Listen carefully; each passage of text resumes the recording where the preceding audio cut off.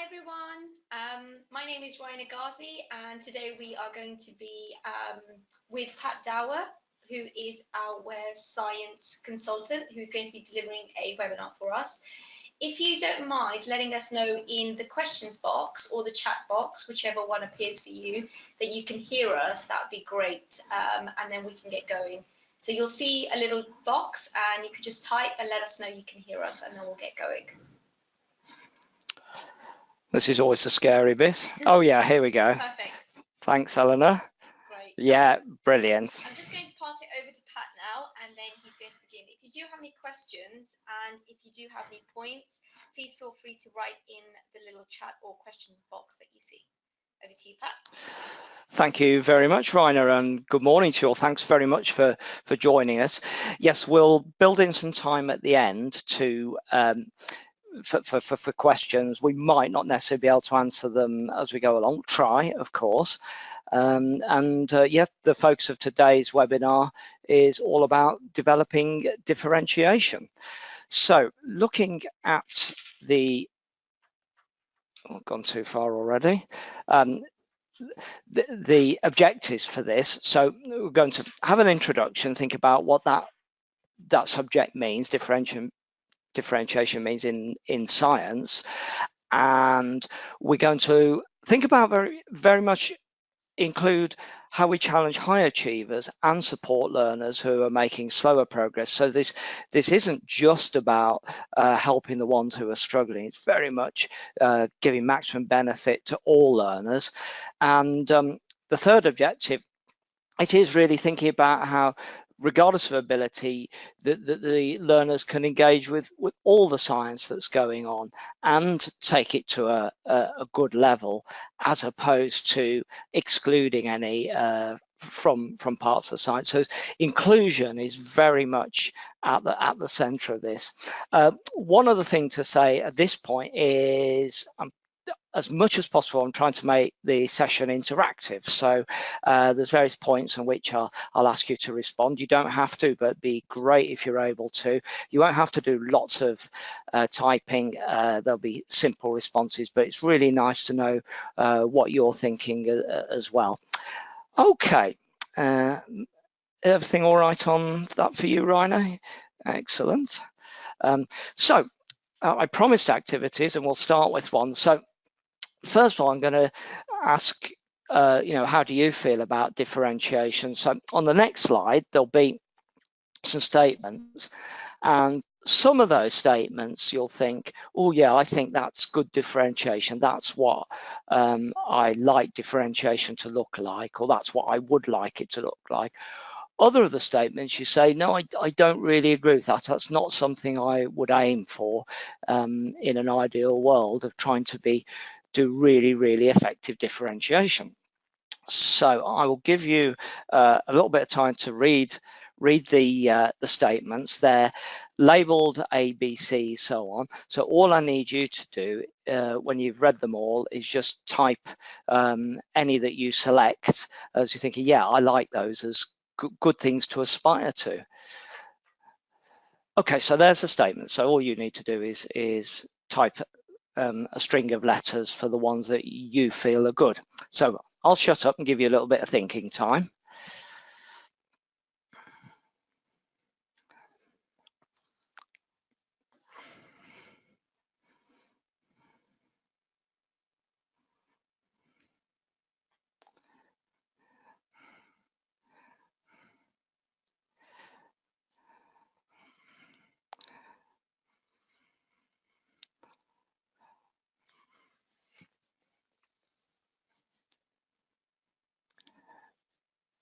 Okay, I'm seeing letters start to come through. So as soon as you're ready, type a string of letters that you think apply.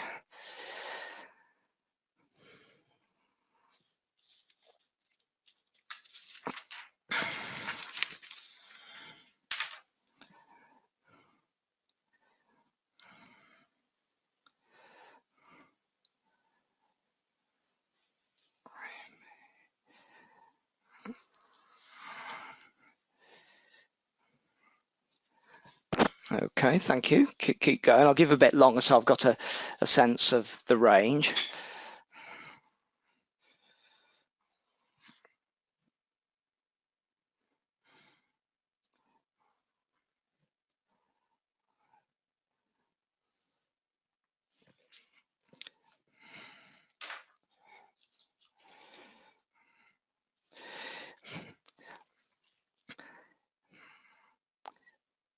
Yeah, some of these statements are quite nuanced, so without us actually talking about it, it's not straightforward for you to say in some cases.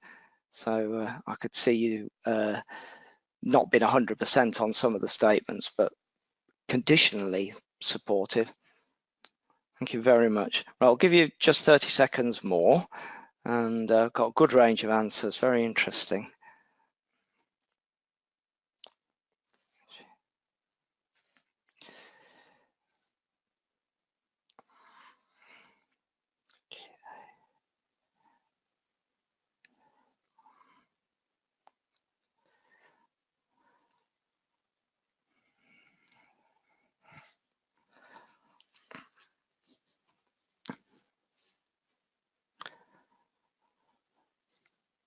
Super. Thank you so much for interacting with that and giving us the feedback as well. And yeah, quite a high lot of agreement on what you're saying, but differences as well, as you'd expect. So just picking out a few. So A was very popular. Lots of people seem to pick that out. And you know, I think whatever we do when we talk about great teaching is we have to think, well, what is going to be manageable in our classroom, in our context, with the learners that we have. So it has to be manageable. You don't have infinite time. B was less popular. Understandably, I suppose, because it links to A in that that you are, you know, if you're planning different activities or different lessons within the same class, that is effectively doubling up your planning, and of course has management issues if you've got different things going on. C was, yeah, some people picked C, but again, not massively popular. And I can see why people would pick that, because you're thinking, actually, there's a useful bit of support for students. But you know, I think I see some schools using lots and lots of worksheets, and it doesn't necessarily make for the most exciting of science experiences. I've heard it called death by worksheet. So D, yeah, D, yeah, not virtually nobody picked D, and that, I think that's good, really, because you know, if they're bright, they've done really well, they've grasped it, and they've just got to do repetition, the practice might be useful, but it might be a bit monotonous and not very exciting, and they could be doing something else much more productive. E, yeah, E was popular. Right, F was very popular as well. So we are trying to aim for the same thing with all learners. We're just using our differentiation techniques, which we'll look at throughout the presentation, to support those ones that can't manage it and to challenge those ones that are flying. G was not particularly popular. Sometimes you do have to make the science a bit easier, but you're trying not to do that too much. You're sort of losing the inclusivity of it all. H was, yeah, quite a few people picked H. So the learners are all doing the same thing, but you might present the task in a different way. So the more able, the ones that are making faster progress have to think a bit more. And yeah, and nobody picked I. That's a relief, because yeah, it's this thing, learners don't want to feel labelled or don't want to feel inadequate. Of course they don't. I've seen high schools, including ones I've worked in, where all sorts of tricks have been used to try and avoid labels. So let's say we had different ability groups. Instead of labeling them top, middle and bottom, or 1, 2 and 3, give them names of scientists. We'll call them Einstein and Darwin and Newton. But the kids soon figure out that Einstein is the less able group or whatever it is. So yeah, definitely not labeling. So just summing up where we're up to. So differentiation isn't generally these things there, except they're nuanced, so it's not black and white. So those statements I've just really pulled out from the statements that you were looking at. So busting some myths about differentiation. And the sort of things we mean more often are the ones that we've talked about there. It's got to be manageable. In the class, it's not going to take you much time to plan it, and so on. And it's about all learners achieving, and lots of challenge for everybody at the right level. Super. Okay. So just quickly on class size, I'm very interested to know sort of the range of, so in your typical science class, how many learners do you have at any one time? If a few of you could, if you could type in just your number, whether it's 30, 40, whatever, be interesting to see that.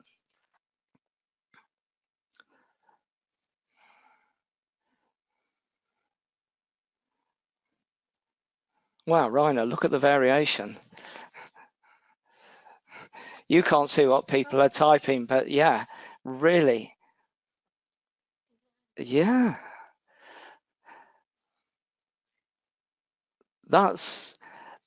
I'm actually quite pleasantly surprised at how small some of your groups. There's quite a few of you saying, around about 20, 25, a couple below 20, but much bigger groups as well for some of you as well. And, I do have to accept that, if you've got 50 learners, you are going to have your hands full compared to somebody with 20. So I do appreciate that it's not the same set of circumstances for you all.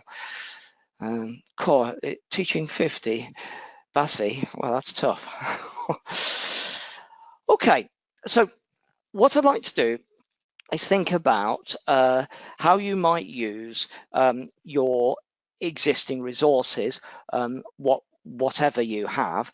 I'll obviously use Max Science resources for the examples to illustrate what I'm saying, but the principles are exactly the same, whatever you're using. So for this, I'd like you to have a look at activity 1. So it's, hopefully you can see it on the screen, it's bottom left activity in the yellow box, testing the strength of a magnet. And that activity there, I'm going to give you a little bit of thinking time, and your question is, how could you make this activity more accessible so that learners who are struggling a little bit, going to flounder a bit with this, how could you make this, adjust this activity to make it easier for them? And just to put where this is a stage 4 from the stage 4 student book in Max Science, how magnets work. So I'm not asking for typed response here. It's a bit too involved. Just have a think to yourself, and then I'll go over it.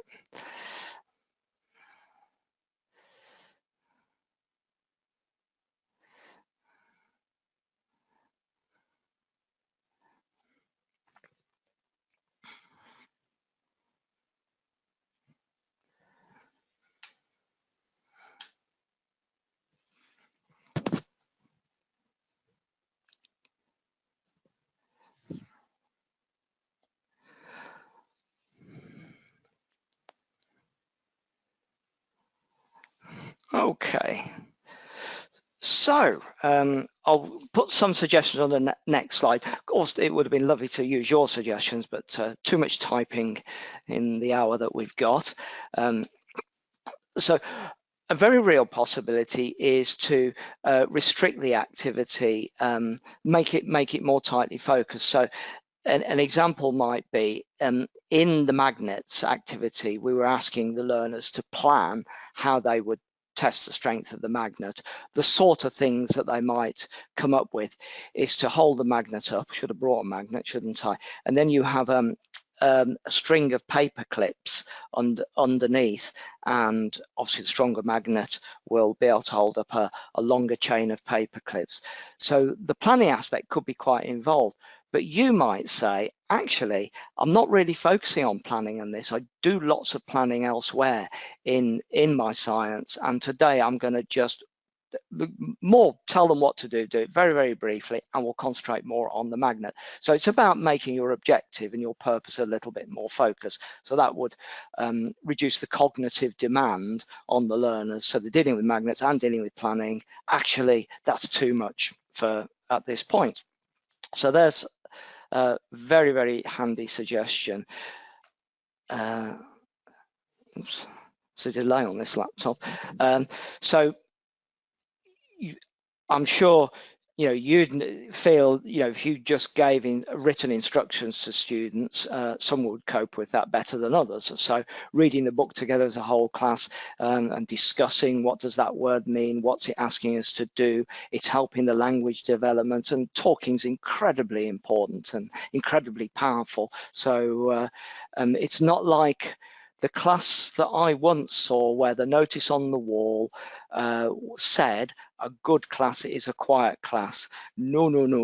There are lots and lots of talking and discussing to get them thinking, and talk as a thinking tool. So, and there we go. Getting learners to test their ideas. So rather than you rushing through things quickly, give them time to say, right, I'm going to give you half a minute to talk about your ideas together. And do you agree? If you disagree, why do you disagree? Do you want to change your ideas? Those sorts of things. And you then have very important interactivity there, because while they're discussing, you can be breezing through the classroom, listening to the sort of things that they're saying, and offering the odd hint to some of them. And sometimes you find actually they're all really struggling with this idea. I've heard lots of them not really get very far with this, therefore I'm going to bring them all back together as a class. So that excuse me, that thinking time and discussion time it's freeing you to be able to see what's going on and then adjust your teaching subtly in the next part of the lesson. So I really, really like discussion, A, to help the pupils, and B, it's very valuable for me, so I can take a step back and see what's happening. And then the other thing you can do, of course, is when learners are discussing, you can say, actually, I'm going to ask you to feedback your idea to everybody else in a minute. And I often find that's a very useful way. Sometimes you hear the learners that don't necessarily do that well all the time, but they come up with a good idea in an activity like this, and you can highlight that for the rest of the class. So we're not making those learners feel inadequate, we're doing the opposite. We're building them up, we're celebrating their achievement, we're holding them up as their work as something good for everybody else. Okay, so just a few suggestions how we might adapt that particular activity. Okay, obviously we're thinking very much about language, because for nearly all of your people in your class, English they'll be second language learners.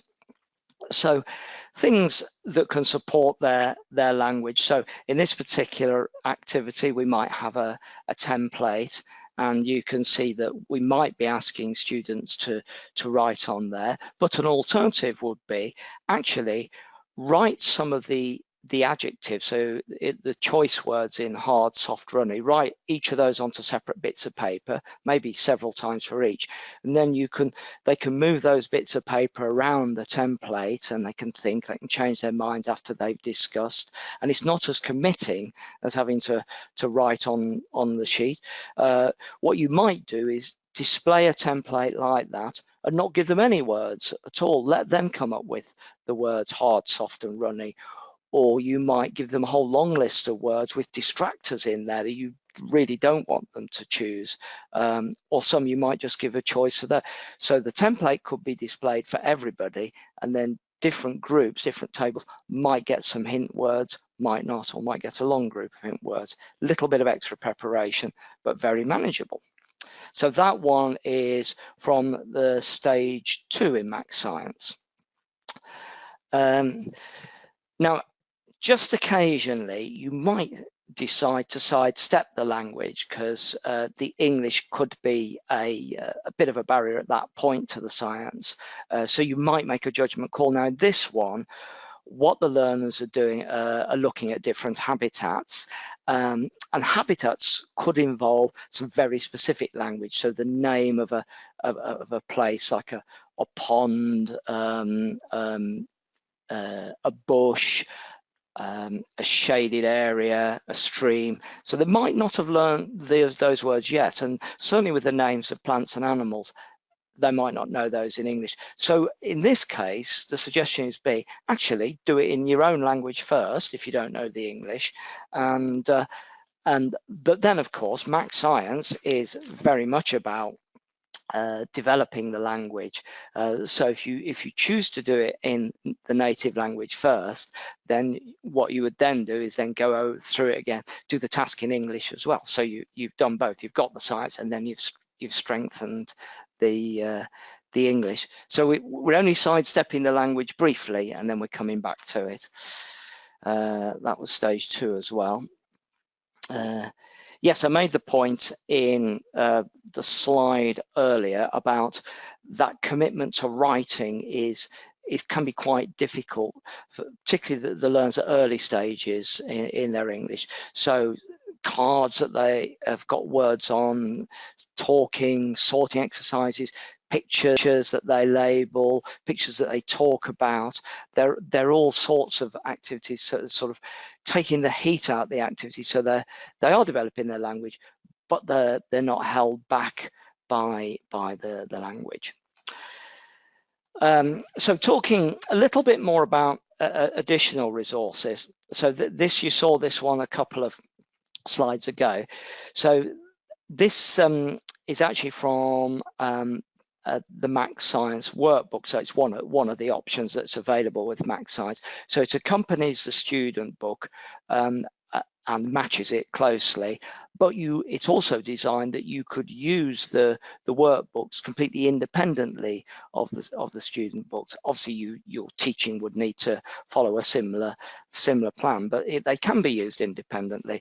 So what it provides is structures and templates and extra hints and help to help the learners progress quickly with their science and not get bogged down.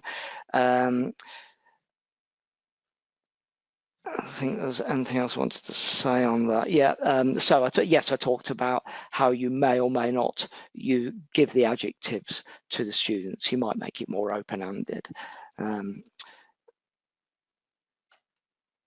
Okay, I'd like to talk a little bit specifically about extension tasks. So these are really much aimed at students that have made good progress. They've mastered what you wanted them to do. They've succeeded well on the activities. Their learning seems to be going on track. They finished early. They have some extra time.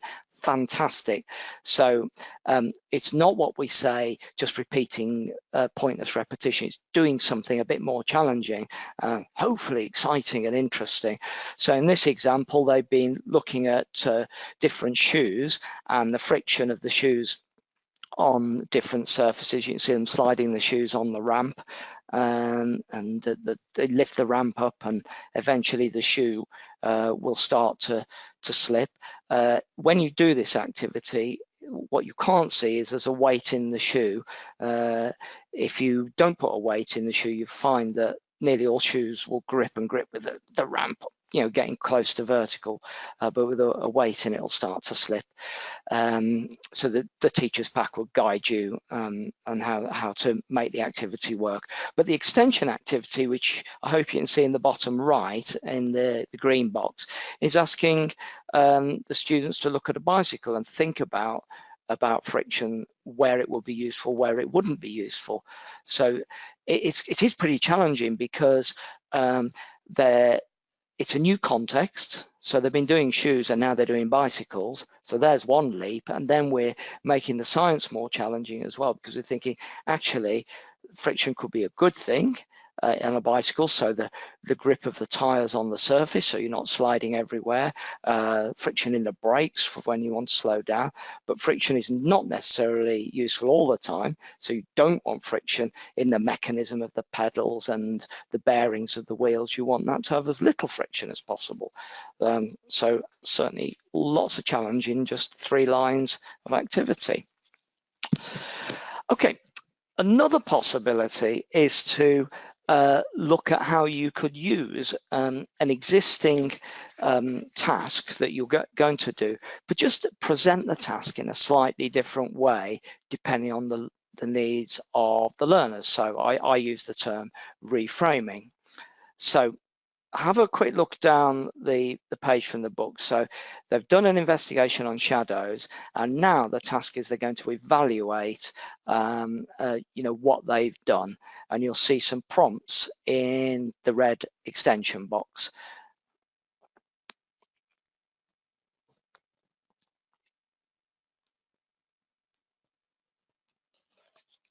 Excuse me.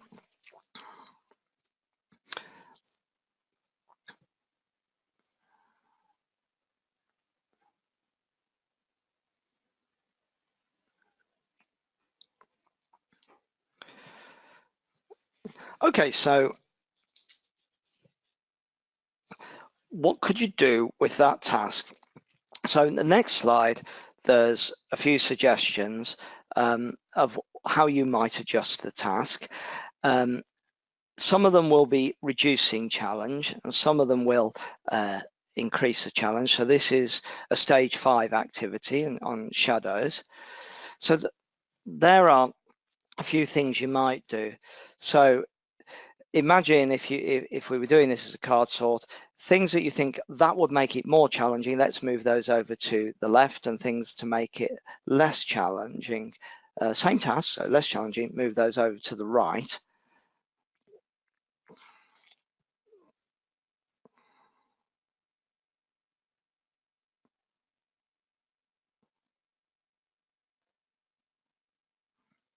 So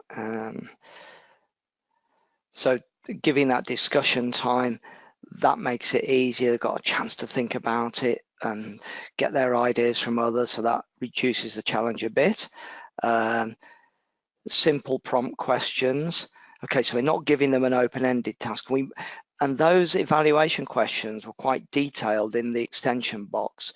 So to reduce the challenge, you maybe want to just pick 1 or 2 of those, or have something even simpler. Allowing extra thinking time. Yeah, just give them processing time. Right, open-ended questions tend to be more challenging because they've got to come up with the ideas. They're starting with a blank sheet of paper, metaphorically. So we might have it completely open-ended, or we might have a detailed series of prompt questions to really get them thinking hard. So that's what the extension box on the previous slide was trying to do, detailed ones to really make them think. And then or you might have a halfway house, like you open-ended question, and you might say, but think about measurement, think about whatever else you might want, just to get them thinking on the right lines. Okay, so you haven't done masses of extra preparation here. You've just thought about how you're presenting it. Okay, now many of you might well have come across Bloom during your teacher training. Lots of universities do this. Did you do Bloom, Ryan? Rainer did Bloom. I did Bloom. Everybody does Bloom. And so just a reminder or an introduction if you've not come across Bloom. Bloom, that's the person who developed this, had a hierarchy, a taxonomy, and of different activities or different levels of thinking. So and they're it is quite a useful tool. So in this one we've got describing is a relatively low level thinking tool, and then as we work up the page we've got increasing challenge. Now I do accept, and this is a drawback of Bloom and the just having single word, is that it doesn't nuance it. So let's say we were talking about evaluating something in a a year 5 student. My investigation went well. It was good. But then think about the sort of evaluation that someone studying physics at degree level would do, be a much more sophisticated level. So each of those could be at different levels, but evaluating is seen as a pretty high level skill. So even with trying to make evaluating simple, don't be surprised if learners don't really seem to get it. So often they're into high school age before they really get it. So don't be discouraged by that.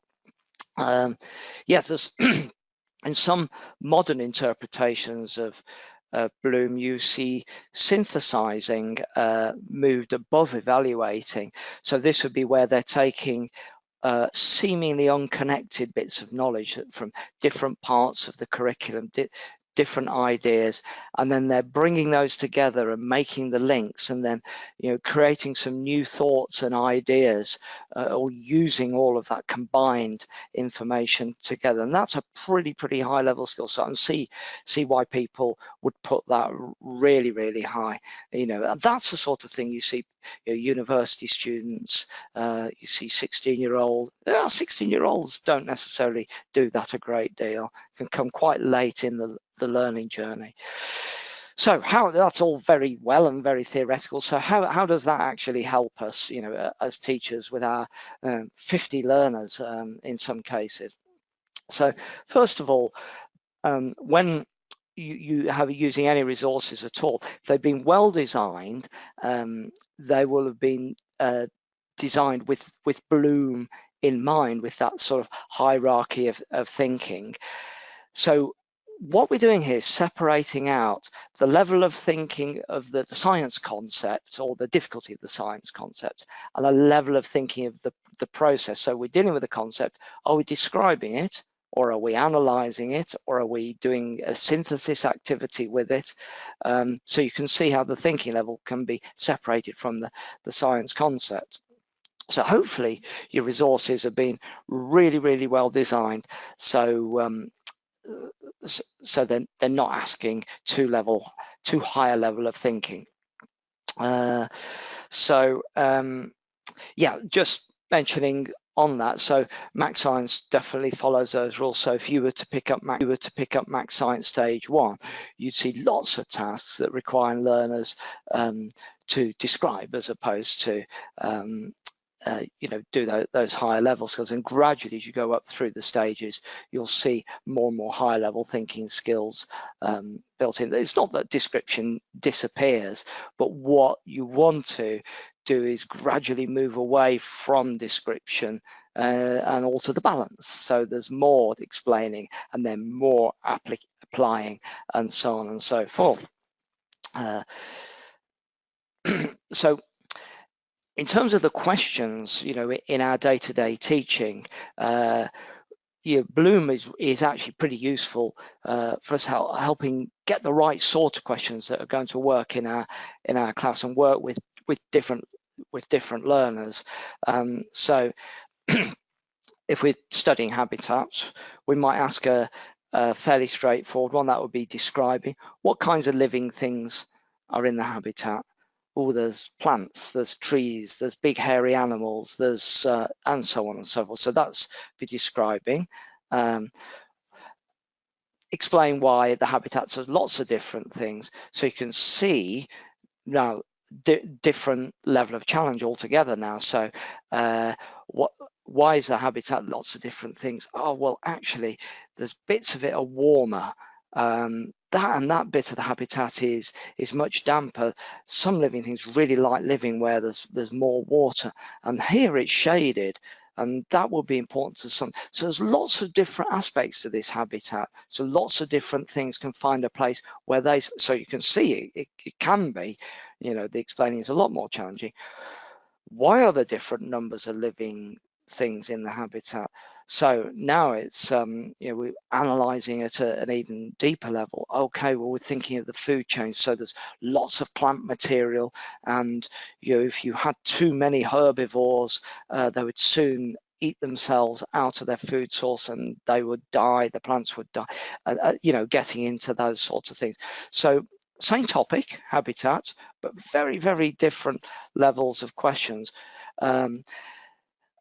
Now, I would like to think that I could come up with those questions on the hoof as I'm teaching, but in reality, I think if I plan those questions in advance of the lesson, I would do it better. So yeah, a little bit of extra work for us as teachers.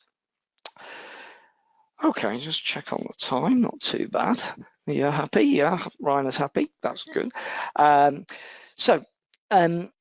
Important to mention informal assessment and how that can support our differentiation. So by assessment, informal assessment, I'm not talking about tests, exams at end of term, end of topics and so on. So this is the day-to-day assessment. So what you can see in this is actually a stage 6 activity in the unit human organs and systems, and what the learners are doing is they're gathering around an outline of the human body, and they've been asked by the teacher point to where the different organs are. So the girl's pointing to where she thinks the lungs are, not far off, but obviously that is then allowing you to see how they're doing. So rather than you telling them straight off, you're engaging their prior learning, they're discussing, and you're seeing where their strengths and weaknesses are. And of course, it will vary a fair amount. So having done that, what are you going to do now? So some learners know where all the organs are, the others not so sure. So you then have to then think, right, I need to take this first. So the next slide will have a range of suggestions, and see next slide. Yeah, click again. Okay, so what you can see there is 7 different suggestions, and what I would like you to do is think about, so again, no typing, you'll be glad to know. Think about ones that you'd use with students that have got a good grasp of the body organs from the previous activity. You've assessed them, yeah, they've got it. Think about ones that actually they need some more help, they're not there yet. And then there's some of those you might not use at all. So there's 3 possible options. So A, B, and neither. So I'll give you 30 seconds or so of thinking time, and I'll drink some more water. Too much talking.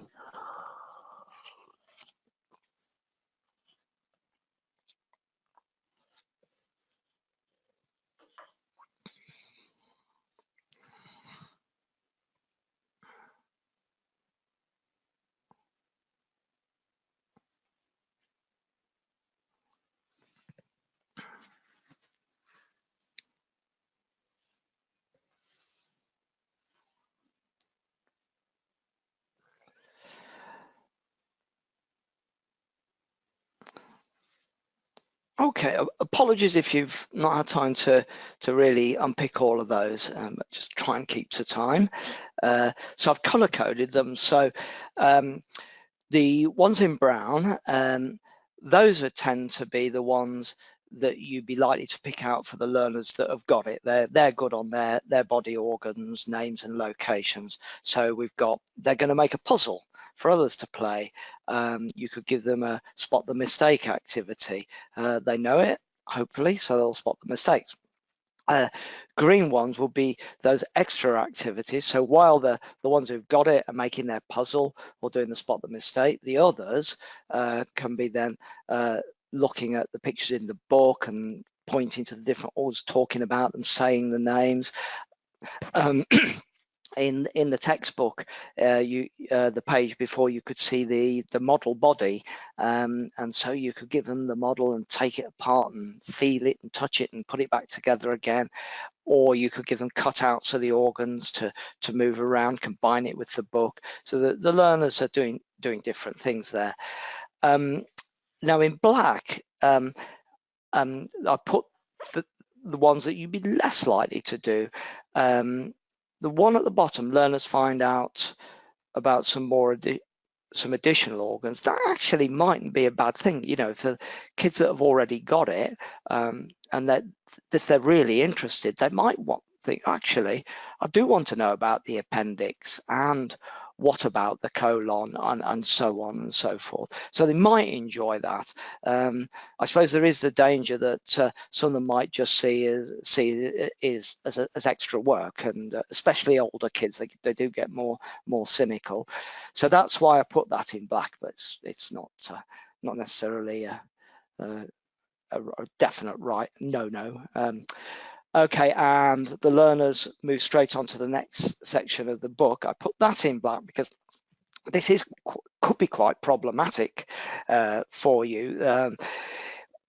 If the learners are ending up on different pathways at different rates, you're then getting yourself into quite a logistical challenge there, because what is going to happen next?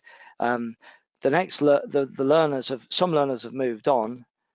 When are the learners that haven't moved on, when are they going to catch that up? Are they going to miss it out? And do the others keep on progressing quicker? So you will get learners getting out of step. So I've ruled that out. I'll put that as a less favourable option because it will be really, really challenging to manage. If you had lots of teachers and you could split up and you could say, well, those 10 of you go and do that. Yeah, you could possibly do it, but yeah. Okay. Right, of course, you know, you've done all this wonderful teaching and learning, the kids have done wonderful activities, and but always worth doing a final check. Do they all really, really know their organs now and their names and the location? So you do a final exercise. So it's not really differentiation, it's good teaching and learning, as a lot of this stuff is. So you might say, right, we'll have a team challenge to position the body organs on the cutter. Everybody does it, and you can see the ones, hopefully they're all going to get it because your teaching and learning activities were so good. But of course, you know, there might still be one or two struggling, and you would say, actually, it's better like to have another go with those kids rather than just rush on and leave them in a state of confusion. Oops, I missed something out there. Yeah, I was going to make the point that this business of the team challenge, if they could do it at the end of the lesson, great. If they could still succeed at it a week later, then you'd be thinking, yeah, they really have got this. This is consolidated learning. So there's when you can sort of come back to things, a few days later, it's not only a bit of assessment, but it's the reinforcement of their learning. You can get it much more into their long-term memory. So all learners would benefit from that. Okay, so little bit about group work, I should say, and how we seat our kids in the classroom. So what I've just put there, A to F, are a few different arrangements that you'll see in classrooms around the world. And what I'd like you to do is to imagine a particular lesson. So this is some young learners for this activity. I'd like to think of some stage 1 learners. And what we're doing is we're doing the topic of movement, and we're developing their language within this topic. So for developing the language in the topic of movement, which of those, A to F, would be would be the most useful. So what I would like you to do is have a read and then type just 1 or 2 letters of the ones that you think would work well for this particular purpose.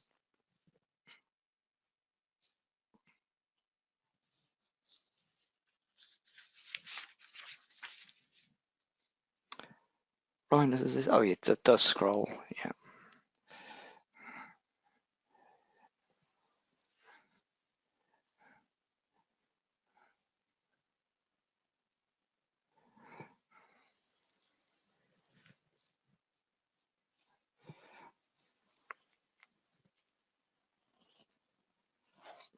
Thank you for typing in, that's good. Keep them coming.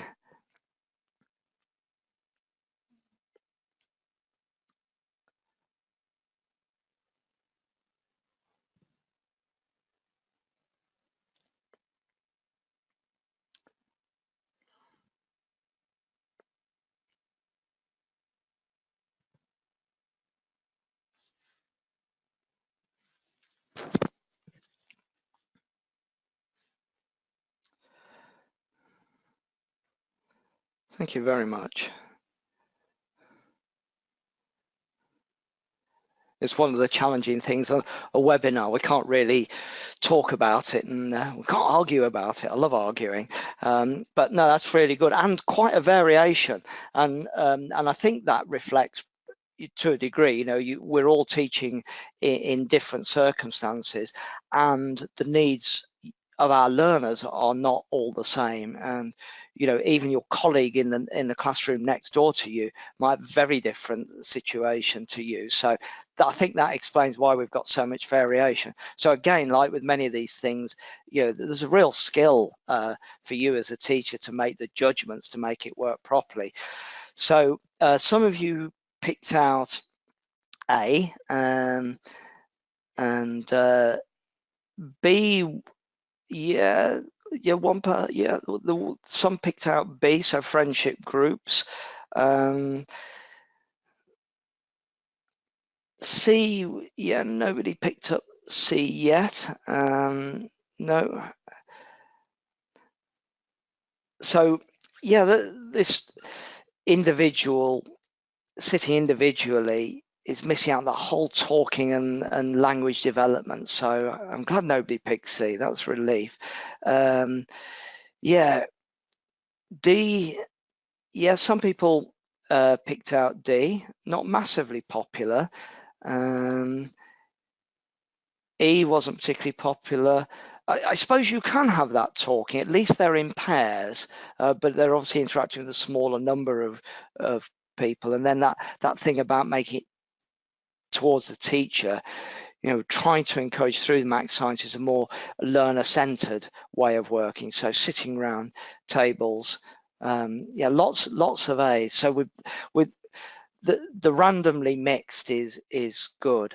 I would sort of say, could you do even better than random, in that if you leave it to random, could you end up with some groups that are skewed more towards, you know, very able or less able, just by bad luck? So you might actually divide them up, you know, and thinking, right, I'm going to make sure there's a good mix on each table. Did anybody pick out? Yes, F was. Yeah, quite a few of you have picked out F. So this is a more, you know, you're taking more of you're actually manipulating the group there. And yeah, I've seen quite a few teachers do that. Well, they're making sure there's 1 or 2 learners in each group who are that little bit more able, and their work can help develop the others. But because they are explaining it to the others, they benefit as well. So that can be very, very useful. Did any of you pick out D? Yeah, 1 or 2 on the D. So occasionally you would do D, but what you wouldn't want is, let's say you've got your least able learners always working together, and never going on to more challenging stuff, never mix with the more able students who've got better language and so on. Okay, interesting. Good. Thank you very much. Okay, and right, just a few things to think about. A couple of really important points. Didn't quite know where to fit them in the presentation, but this is really common, the first one. So you can, a learner perhaps doesn't have any English spoken at home ever. They're a little bit behind some of the others on their language development, but it doesn't mean that they're not absolutely red hot at science. So just be aware of that, and try and don't lose hope in them. And the second one's about not losing hope as well, because it is certainly a challenge when they're learning in a second language for them, and sometimes it can be a bit overwhelming. And it's just that we as teachers we have to keep the faith and keep working and keep supporting, and they will get there in the end. Now, the third one down is an interesting one, because I know some teachers would feel really uncomfortable about missing out some of the curriculum. Other teachers feel very secure with that, and perhaps discussions with your colleagues and your head teacher and so on. It's almost like a whole school philosophy here. But you could argue, and I would sort of lean towards this side, that actually, what's the point of doing the whole curriculum if learners are struggling with parts of it, and keep ploughing on and move on and they're still struggling with the last thing? So the argument being, isn't it better to sort of say, actually, I'm going to prioritize some of the more important things, the bigger ideas, the key skills, and I will miss out a few things, but at least they will get the important stuff. And I think that's probably better. And the last thing is a common trap that people can fall into, us as teachers can fall into. If you're lucky and you have loads and loads of wonderful resources with student books and workbooks and other activities, it's tempting to think you have to do everything in there. Always think of them as a tool for you to use, and a tools to support your learners that you are using selectively. So these learners are going to really benefit from this. These learners are going to really focus on this. And what actually happens when you look at a book, you think it's difficult to decide what to miss out. So the advice there is very much go back to your curriculum documents, or the big ideas, or if you were teaching to an exam, the actual syllabus for the exam, or if you have a long-term plan of the learning, go back to that and then look at the resources and say, actually, I can afford to miss that because my big aim is this. So just, if you're really struggling for time, be selective. Okay, a couple of questions came in. So from Brighton School, they cannot see the comments from everyone else. I think that's a feature of the platform, so you're relying on me to tell you about other people's comments. So sorry about that. Yeah, okay. And then the next comment from Basi, focusing on key concepts would be great. Okay, so you don't know what those key concepts are. So I think the first starting point I would say is go to something like the Cambridge International Curriculum. Your school management and the subject leader for each subject should have access to the key curriculum documents. So in many cases, it will be the Cambridge International Curriculum, and that will set out the sort of the key concepts and the main areas. And when you look at that and you look at your resources, you can marry the two up. And some of the stuff in the resources, and it applies to Max Science, where you say, oh, it'd be lovely to do that, but actually it's a bit more loosely related. It's taking it further, it's adding interest and context, but I actually don't have to do that activity just now because I am pushed for time. So that will be the best suggestion that I'll give you there. Anything to add to that, Rainer? No, it's just, as Pat's just mentioned, it is, your key concepts will be based on the curriculum you're following. So if you're not following the Cambridge curriculum, with Max Science, what we tend to say to teachers is, if it's related to your whole curriculum. You can take bits that are relatable and use those according to the curriculum that your school is using. But what you would need to do, as Pat has mentioned, is definitely speak to your head of department or your principal about what the key concepts are based on the curriculum that you're following in your school. Perfect. Okay, so just revisiting the objectives. So we introduced differentiation, we busted some myths, and hopefully we can give that a tick. Then we definitely talked about differentiation for the ones making really good progress and the ones that are struggling a little bit. So both sides, both ends of the spectrum, really. So give that a tick. And then I hope you got through the message we were trying to promote, that it's about very much including all and not missing things out for groups of learners who fall behind or don't have the advantages that them all. So I'm going to give that a tick. So to finish off then, thank you ever so much for interacting. That makes it great for me. Not quite the same as being in a room with you all, but lovely nonetheless. So if you've got any questions relating to differentiation, Rainer's looking at the question box, and we'll field any of those now if we've got a couple of minutes. And also, additionally, if you found this useful, and I hope you have, and you would think, actually, I'd like a webinar on this or this, if you could let us know the sort of webinars that you would benefit from in the future, and we'll see if we can put those on and build those into our future plan. You don't have to type that now, you can if you want, but on the final slide, there'll be a contact email address, and you can email your questions and your suggestions for future webinars to that, and we'll be very grateful for your feedback.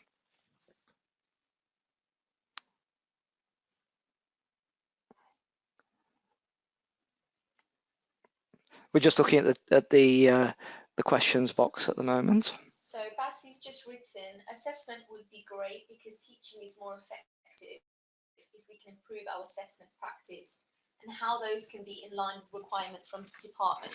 So that's a really, really key area actually that comes up quite often with teachers, which is focusing on both differentiation and assessment. So that would be a great topic to consider for the future webinars. Also, we've got a comment from Jacina, which is how to use a student book cross-reference with a workbook. Ah, that's interesting. Which is quite nice with our student books. If you notice from some of the pages that Pat mentioned or showed you during the webinar, you'll see little posts where it actually shows you the accompanying workbook, which shows you actually the cross-referencing, also how you can connect them and combine them. What we notice is sometimes teachers prefer to just use the student book or in addition use the workbook as well.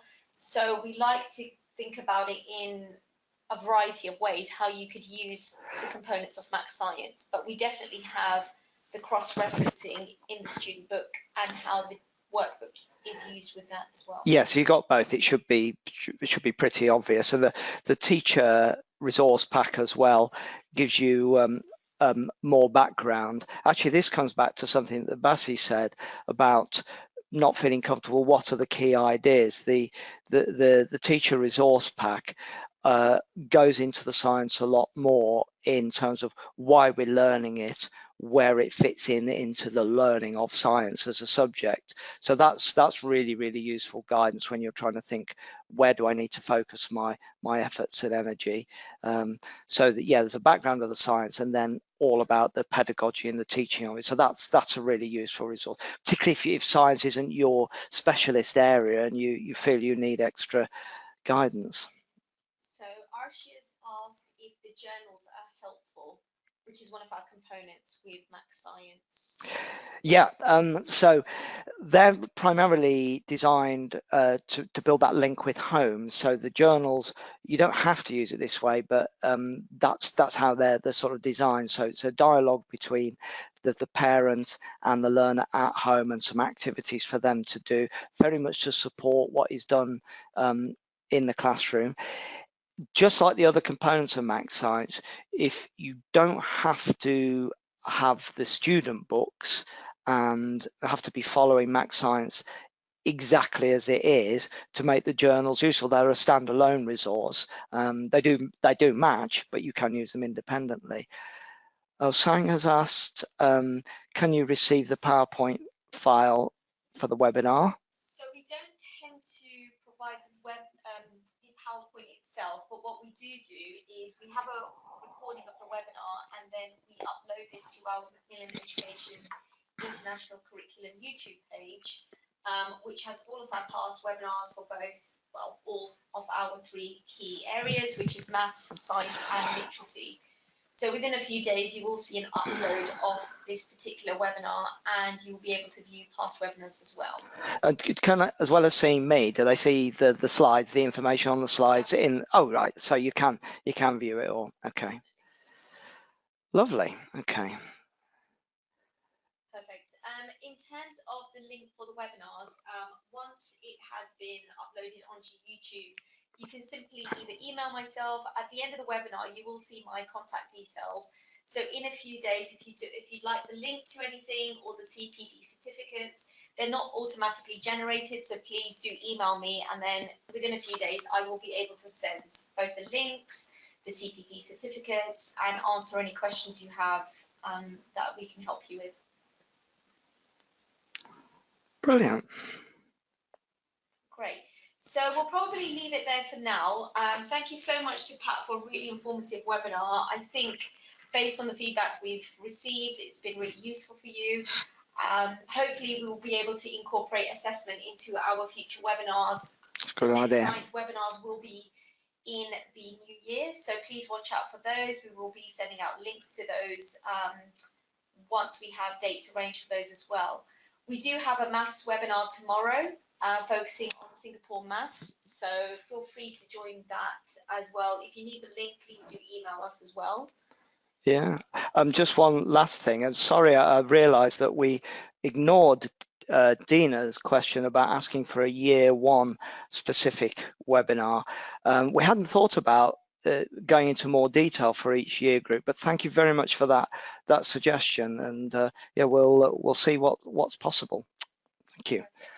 So we'll leave it there for now. Thank you again, and hopefully we'll be joining you soon in the next few months. And as I said, if you have any feedback, let us know. But until then, thank you so much to Pat. Thank you so much for your attention as well. Really appreciate your feedback and also your attention as well. Thank you. Thank you. Goodbye.